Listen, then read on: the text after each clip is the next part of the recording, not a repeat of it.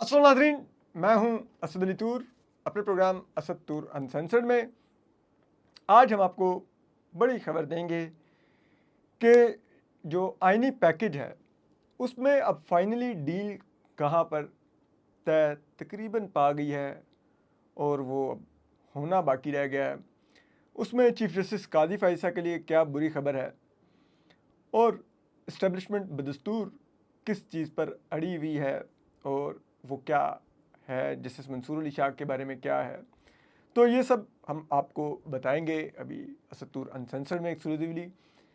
इसके अलावा हम जो पाकिस्तान के DGISI हैं लेफ्टिनेंट नदीम अहमद अंजुम साहब, उनकी साहबजादी की अब शादी हो रही है, उस पर भी कुछ सोशल मीडिया पे बज़ है, तो ज़रा उस पर भी कुछ बात करेंगे, उस खबर पर भी। और तो ये सब कुछ इन चीज़ों पर बात करेंगे जबकि क्या पाकिस्तान में हो रहा है। तो देखिए, सबसे पहले बात करते हैं, चलें पहली खबर की जो है उस पर बात करते हैं। तो देखिए, आईनी तरमीम का जो मसवदा था उसमें जो एक वफाकी आईनी अदालत कायम की जा रही थी, वो कायम की जा रही थी कि वो सुप्रीम कोर्ट से भी बालातर होगी और सुप्रीम कोर्ट के चीफ जस्टिस को भी उसके मातहत ही कर दिया गया था। और अब वो रास्ता ये बन रहा था कि जी उसमें चीफ जस्टिस कादी फैसल साहब को ले जाया जाएगा, उनको वहाँ पर चीफ जस्टिस बनाया जाएगा। और इसके अलावा ज़रा ये भी कहते हैं कि जो जस्टिस अमीनुद्दीन खान और जस्टिस जमाल खान मंदोखेल और जस्टिस नईम अख्तर अफ़गान, शायद इन लोगों के नाम भी ज़ेर गौर थे कि चीफ जस्टिस कादी फैसल साहब के साथ इन सबको भी आईनी अदालत ले जाया जाएगा। और शायद कहीं ना कहीं ये आप कह सकते हैं कि इन शख्सियात को भी आइडिया था, इसलिए ये पिछले कुछ दिनों में जो कुछ जो इख्तलाफी नोट लिखे गए और पता नहीं क्या क्या हुआ, तो वो आपको समझ आएगी कि वो क्या सब कुछ था। तो बहरहाल अब हुआ ये है कि आपको पता है मौलाना फजल रहमान साहब डटे हुए हैं कि चीफ जस्टिस कादी फैसल को एक्सटेंशन नहीं देनी, ठीक है, वो सुप्रीम कोर्ट में मजीद कंटिन्यू नहीं करेंगे। उसमें अब जो हमें पता चला है, कुछ जिम्मेदार जराए ने बताया, उन्होंने कहा जी कि मौलाना साहब को इस्टेब्लिशमेंट के ही तरफ से ये कन्वे किया गया था कि भाई कादी फैसल साहब से हमने जो काम लेना था ले लिया, उनको हमने बड़ी खूबसूरती से 1 साल चलाया है, उनके सामने हमने एक्सटेंशन का डॉक्यूमेंट घुमाते रहे हैं और कादी साहब उस धुन में मगन रहे हैं कि मैं तो जाने वाला ही नहीं हूँ, मैं तो लाइक एक लाफानी किरदार हूँ, मैं अब तो रुकूंगा सुप्रीम कोर्ट में। और हम वो खेलते रहे। और ये जो अब जो आईनी तरमीम 26वीं का मसवदा है, ये को आज से कोई आपको पता है ये कहीं मार्च का फाइनल हुआ है, तो ज़ाहिर बात है ये सुप्रीम कोर्ट के कुछ ज़राए बताते हैं, जज साहबान को भी दिखाया जा चुका था कि ये आपके लिए, ये आपके लिए, और लाइक बी रेडी, ठीक है। और उसी फिर उन जजेस की आपको इंक्लिनेशंस भी नज़र आई कि कौन क्या कर रहा है, ठीक है। तो अब इस्टेब्लिशमेंट ने ही मौलाना फजल रहमान साहब को ज़रा ये कहते हैं कि कन्वे किया कि आप काजी साहब से, ठीक है, जान छुड़वाएं। और फिर इसीलिए मौलाना फजल रहमान साहब डट गए, उन्होंने कहा कि जी नहीं जी, एक्सटेंशन नहीं हमें मंजूर, ठीक है। अब वो ये था कि क्या काजी साहब को फिर अगर एक्सटेंशन नहीं चाहिए, इस्टेब्लिशमेंट ने जान छुड़वानी है, तो फिर वो वफाकी आईनी अदालत कैसे जाएंगे, ठीक है। वो अब हुआ ये कि वफाकी आईनी अदालत की रिटायरमेंट की एज 68 साल मुकर्रर की गई हुई थी, तो काजी साहब ने यहाँ से 65 साल की उम्र में 25 अक्टूबर को रिटायर होना था, जाके वफाकी आईनी अदालत में चीफ जस्टिस बन जाना था। ज़रा बताते यही सारा, एटलीस्ट उनको तो यही कन्वे हुआ था। अब जो नई गेम है उसमें यह है कि अब वफाकी आईनी अदालत में भी जो रिटायरमेंट की एज है वो 68 साल की जगह 65 साल की जा रही है। उससे होगा ये कि अब काजी साहब यहाँ से रिटायर होंगे तो घर ही जाएंगे, समझ गया मेरी बात। और यहाँ पर अब जो डील है वो ये है मौलाना फजल रहमान साहब से कि उसके बदले में मौलाना फजल रहमान साहब ये कार्ड खेल कर, तो इसी आईनी तरमीम में जो टॉप 3 जजेस चीफ जस्टिस के लिए कंसिडर किए जाएंगे उस क्लास को सपोर्ट कर देंगे। उससे ये होगा कि इस्टेब्लिशमेंट बहुत क्लियर है, डटी हुई है, और वो ये कह रहे हैं जी कि हम जस्टिस मंसूर अली शाह और जस्टिस मुनीब अख्तर को चीफ जस्टिस नहीं बनने देंगे। जस्टिस जाहिया अफरीदी कबूल हैं, ठीक है।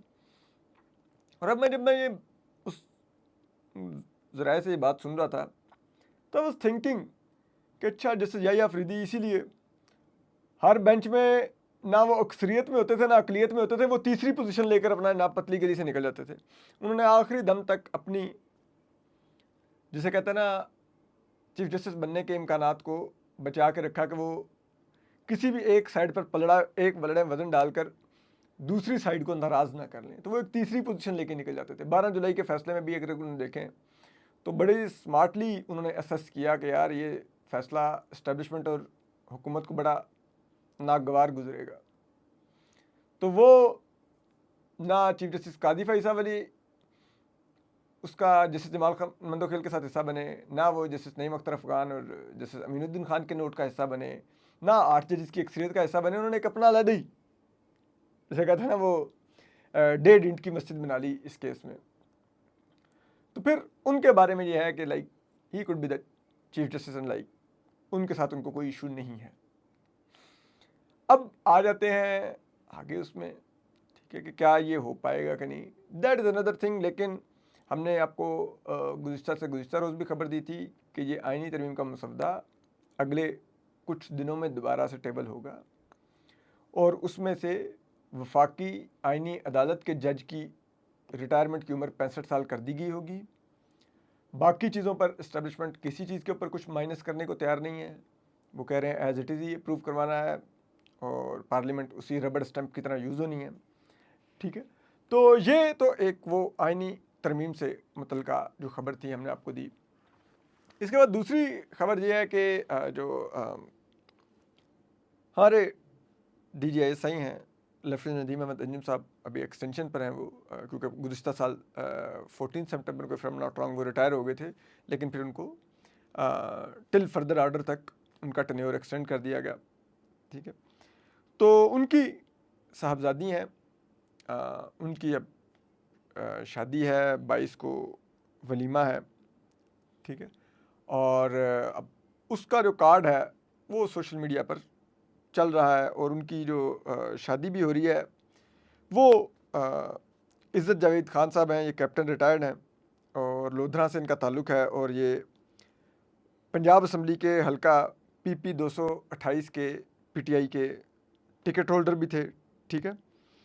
अब चीज़ ये है कि सब बात कर रहे हैं कि जी PTI में शादी, ये वो। हमारे यहाँ ये समाजी जो रिश्ते होते हैं, आपके फैमिली रिश्ते होते हैं, ये मुख्तलिफ उससे होते हैं, सियासी उससे। हम बहुत से लोग, हमारे नून लीग के दोस्त भी होते हैं, PTI के दोस्त भी होते हैं, पीपल्स पार्टी के दोस्त भी होते हैं, मुख्तलिफ ख्याल लोग होते हैं, लेकिन हम लोग अपने हमारे और तरह के ताल्लुकात हैं। और दूसरी बात यह है, मुझे चीज़ अफसोसनाक लगी वो ये थी कि इसको लेके जिस किस्म का ट्विटर के ऊपर एक प्रोपोगेंडा और सब कुछ चल रहा था, मेरे ख्याल में हम अगर नदीम अहमद अंजुम साहब से इख्तलाफ भी रखते हों तो एक बात का ज़रूर एहसास रखना चाहिए, अपने बदतरीन मुखालिफ की भी बहन, बेटी, माँ का उतना ही एहतराम कीजिए जितना आप अपने घर में अपनी बहन, बेटी और माँ का करते हैं। Don't make it an issue कि जी वो उनकी बेटी हो, ये वाई। इस हद तक नहीं हमें अपने सियासी इख्तलाफ को गिराना चाहिए। उनकी पॉलिसी से हमें इख्तलाफ है, करें। सियासत में उनका कोई किरदार है, उस पर तनकीद करनी है, करें। उनके कोई अगर फाइनेंशियल मैटर्स पे है, ज़रूर करें तनकीद, लेकिन बच्चों को लेके हमें नहीं इस लेवल पर आने देनी चाहिए।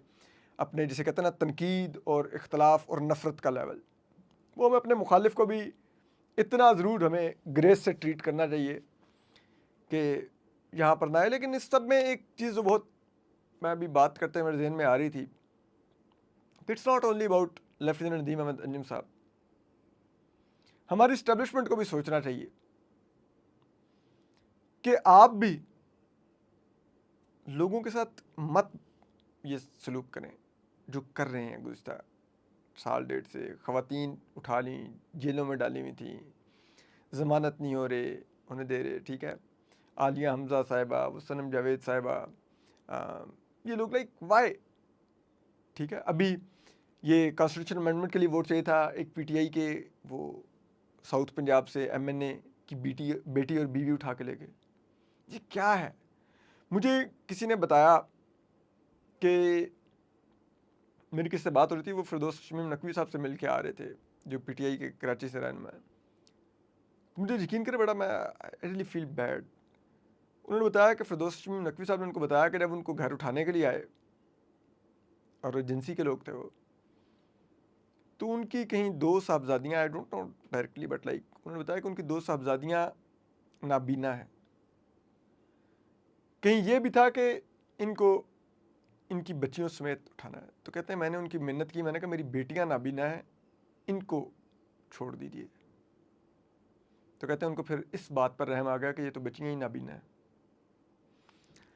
फिर अब देखिए ना, लाइक मैं बहुत से लोगों का मुखालिफ हूँ, उनसे इख्तलाफ रखता हूँ, उन पर तनकीद करता हूँ।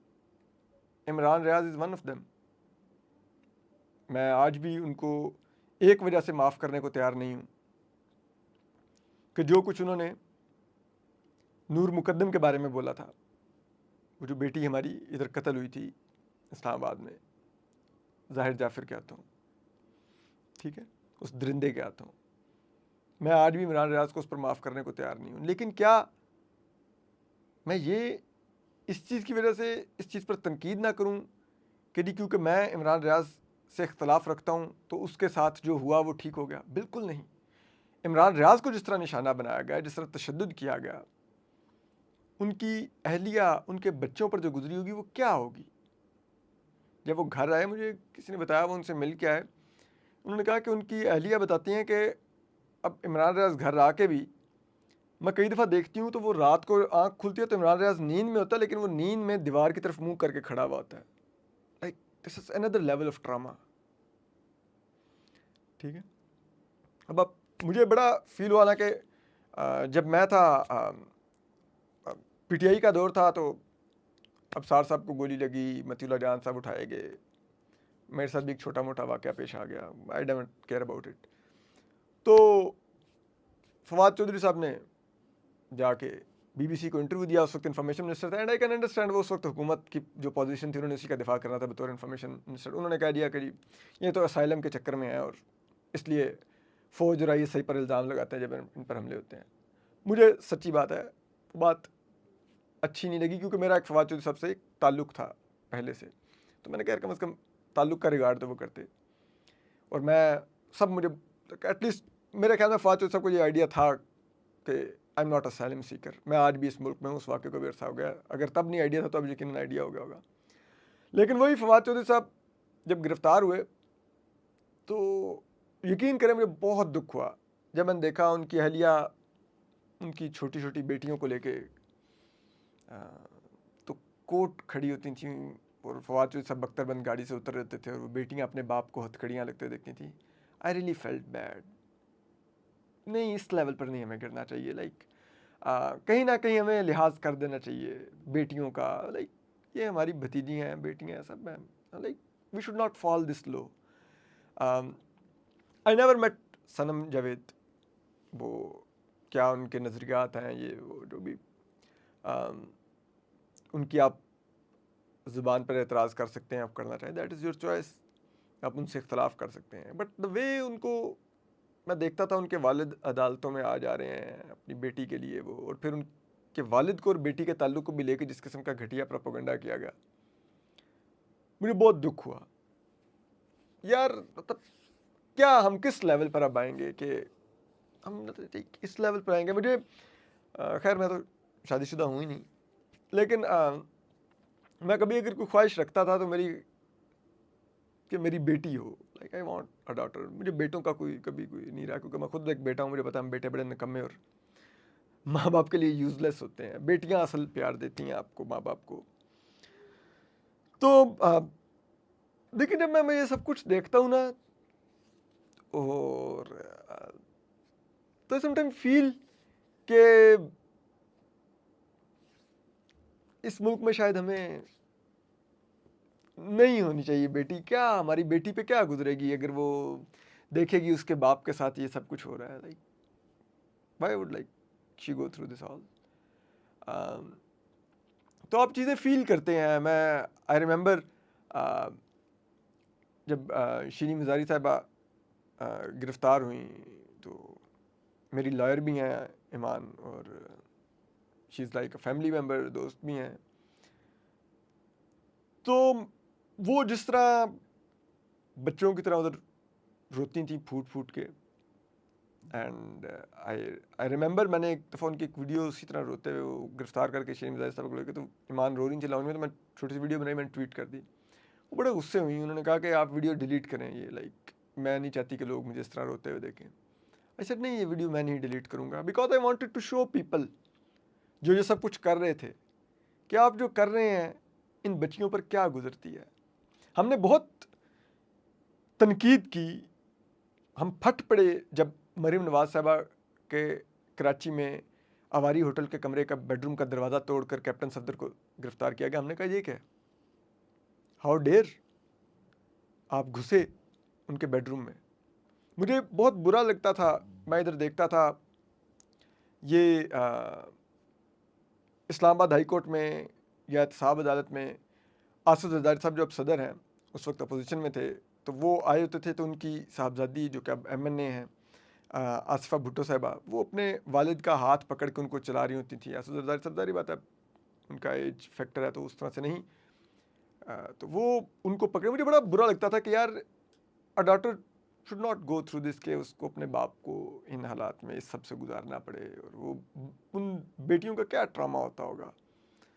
मैं ये चीज़ें देखता हूँ, आई कैन फील इट। मैं समीदीन बलोच आती हैं इस्लामाबाद में, मैं उनको देखता हूँ, फिर मैं बड़ा मुझे होता है कि यार इस बच्ची का बाप पिछले 10-15 साल से, बल्कि शायद ज़्यादा अब हो गए हैं, लापता है। ये सड़कों पर अपना बाप मांगते जवान हुई है। Do she deserve this?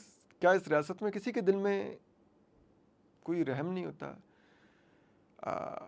Mahrang Bloch में मैं समझता हूँ जो एक उनकी शख्सियत में एक वो चीज़ है, एक क्रिज्मा है। मेरे ख्याल में मतलब मेरी उस बहन महारंग का जो एक लफ्ज़ों की जो तासीर है, उसकी वजह यह है कि उनका वालिद आपने जिस तरह से मार के कत्ल करके इस रियासत ने फेंका। I could, no daughter should go through this. मैं इधर आमना मसूद जुंजुआ साहब हैं, आई रिमेंबर 2006-07 में उनकी साहबजादी आयशा, वो छोटी सी, उनके साथ कैंपों में बैठ के अपने वालिद का रिटर्न मांग रही होती थी। अब वो आयशा एक अब बड़ी हो गई हैं, अब वो हमें प्रेस रिलीजें भेज रही होती हैं इन मिसिंग पर्सनस के इवेंट्स के, एंड आई कैन फील के शी इज़ अ डॉटर। बहुत छोटी थी जब उनके वालिद लापता हुए हैं, शायद हो सकता है उनकी तो अपने वालिद के साथ उतनी मेमोरीज भी नहीं होंगी, बट वो किस उस चीज़ को मिस करती होंगी कि आई वॉन्ट माई फादर। मैं लोगों को देखती हूँ अपने बाप के साथ बैठे होते हैं, तो where is my father, I want to sit with him like that. मैं वो इधर इस्लामाबाद में वो साजिद साहब एक वो हैं, वो भी उठाए गए हुए हैं, उनकी साहबजादियाँ आती हैं, वो बड़ी अच्छी आर्टिस्ट भी हैं, वो पेंटिंग्स बनाती हैं, और वो अपने बाप के लिए वो अपनी पेंटिंग्स के ज़रिए अपनी स्टोरी बयान कर रही होती हैं कि वो किस दुख से गुजरती हैं, अपने बाप को कितना मिस करती हैं। तो I see them, I feel for them कि शायद हमारी बेटियों को इस सब से नहीं गुजरना चाहिए। इस रियासत को सोचना होगा, हम बड़े बेरहम हो गए हैं, नहीं इतना होना चाहिए। तो बहरहाल अपडेट करते रहेंगे, अपना ख्याल रखिए, अल्लाह हाफ़िज़।